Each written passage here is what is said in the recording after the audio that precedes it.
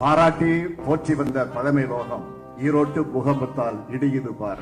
நான் வருவேன் எனக்கா திருந்தே அடித்தான் ஒன்னா ஜெகண்டே அவன்தான் வாய் விழந்தே சனம் பார்த்திடவாள் தவன் போர் விழப்பாய் ஒரு நாள் எழுந்தான்.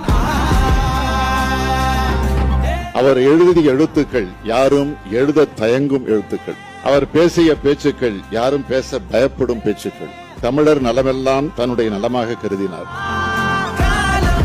எல்லாரின் மீதும் கல்லாகி மூடும் அப்போது யார் எழுவார் பாரே பள்ளி சுமோதும் நிற்காமல் போதும் நீதானே வா